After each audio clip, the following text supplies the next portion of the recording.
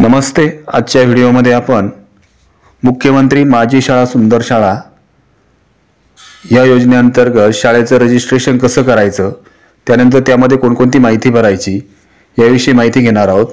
आपणा सर्वांना माहीत आहे की प्रत्येक शाळेला मुख्यमंत्री माझी शाळा सुंदर शाळा यासाठी रजिस्ट्रेशन करायचं आहे. परंतु ही एक अतिशय सोपी पद्धत आहे आणि प्रत्येक जण आपल्या मोबाईलवर हे सहज करू शकतो. अशा पद्धतीचा या ठिकाणी व्हिडिओ मी बनवत आहे. आपण शेवटपर्यंत बघा. मला माहिती आहे की आपण सर्वजण आपल्या मोबाईलवर हे सगळं करू शकाल, कारण मोबाईल हा प्रत्येकाकडे आहे.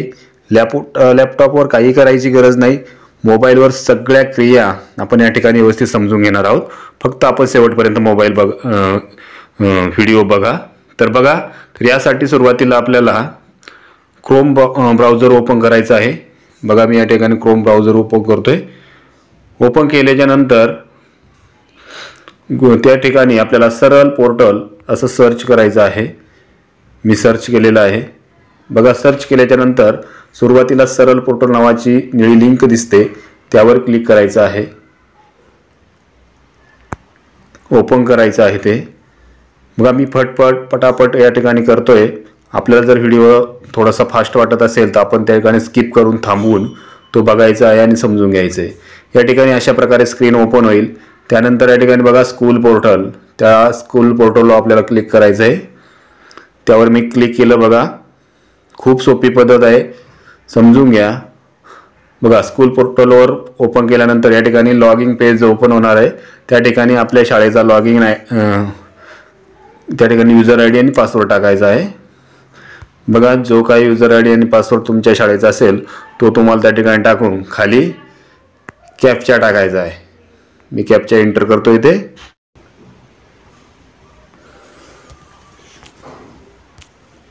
त्यानंतर आपल्याला लॉग इन करायचं आहे. बघा, मी लॉग इन केलेलं आहे. लॉग इन झालेलं आहे. लॉग इन झाल्यानंतर या ठिकाणी तुमचं स्कूल पोर्टल शाळेचं ओपन होणार आहे. या ठिकाणी उजव्या कोपऱ्यामध्ये बघा मुख्यमंत्री माझी शाळा सुंदर शाळा आपल्याला त्या ठिकाणी दिसत आहे. त्यावर आपल्याला क्लिक करायचं आहे. मी केलेलं आहे. बघा, केल्यानंतर काय होते बघा. केल्यानंतर बघा, या ठिकाणी लॉग इन झालेलं आहे. आपल्या शाळेचे संदर्भात जे काही या ठिकाणी थोडीशी माहिती दिलेली आहे उपक्रमासंदर्भात, ती माहिती बघा. काही नोट्स दिलेले आहे. Upload only PDF files with size up to 2 MB, 2 MB पर्यंतची आपल्याला PDF साईज त्या ठिकाणी PDF अपलोड करायची आहे. त्याच्यानंतर थोडक्यात वर्णन करायचं आहे. वर्णन करता फक्त कॉमा आणि त्या ठिकाणी आपण फुल स्टॉप देऊ शकतो. इतर कोणतेही पंक्च्युएशन मार्क त्या ठिकाणी वापरायचं नाही. आणि डाटा आपल्याला अगोदर सेव्ह करून घ्यायचे आहे सगळ्या उपक्रमाचे आणि शेवटी फायनलाइज करायचं आहे. बघा, या ठिकाणी तुम्हाला खाली बघा उपक्रम दिसत आहे. शाळा व परिसराचे सौंदर्यीकरण या संदर्भात मी माझा पहिला उपक्रम या ठिकाणी अपलोड केलेला आहे. फाईल पण केलेली आहे आणि तिच्या संदर्भात वर्णन पण त्या ठिकाणी लिहिलेलं आहे. अशा प्रकारे विद्यार्थ्यांसंदर्भात जे काही उपक्रम आहे त्या उपक्रमाला हे बघा एकूण 60 गुण आहेत. आणि त्यानंतर शाळा व्यवस्थापनाकडून आयोजित उपक्रम व त्यातील विविध घटकांचा सहभाग याबद्दलचे जे उपक्रम आहे ते आपण व्यवस्थित वाचून घ्यायचे आहे. त्यासाठी 40 मार्क आहे. एकूण 100 मार्क आहे. आणि प्रत्येक उपक्रम त्या ठिकाणी अपलोड केल्यानंतर सेव्ह करायचा आहे. फायनलाइज आपल्याला करायचं नाही लगेच. सर्व उपक्रम अपलोड झाल्यानंतर आपल्याला फायनलाइज करायचं आहे. तत्पूर्वी बघा, वरती या ठिकाणी युजर मॅन्युअल दिलेलं आहे आणि संबंधित शासन निर्णय दिलेला आहे. ह्या लिंकवर क्लिक केल्यानंतर तुम्हाला युजर मॅन्युअल दिसणार आहे. बघा, ते डाउनलोड करून घ्यायचं आहे. डाउनलोड केल्याच्या नंतर डाउनलोड झालं की ते आपल्याला या ठिकाणी दिसणार आहे. त्यामध्ये माहिती दिलेली आहे. ती माहिती आपण जाणून घेणार आहोत. बघा, मी ओपन करतोय. इथे ओपन करतोय.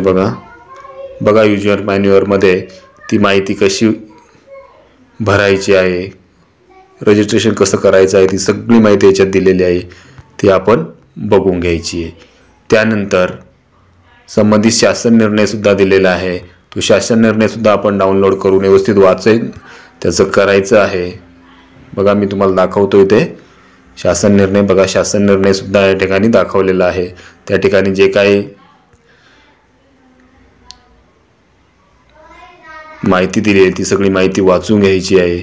शाळा विजयी कशी ठरवली जाईल, त्या संदर्भात सगळी माहिती या ठिकाणी दिलेली आहे, ती आपण वाचून घ्यायची आहे बघा.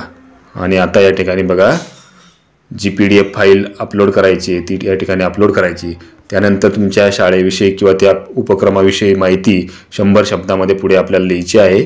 आणि त्यानंतर प्रत्येक दिवशी तुम्हाला या ठिकाणी सेव्ह करायचं आहे, जो आपल्याला 45 दिवसाचा कार्यक्रम दिला आहे त्यानंतर. आणि अगदी सर्व झाल्यानंतर शेवटी फायनलाइज करायचं आहे. आशा करतो की आपल्याला ही माहिती समजली असेल आणि आपल्याला कोणतीही अडचण त्या ठिकाणी राहणार नाही अशी मला आशा आहे. धन्यवाद. खूप खूप धन्यवाद मित्रांनो.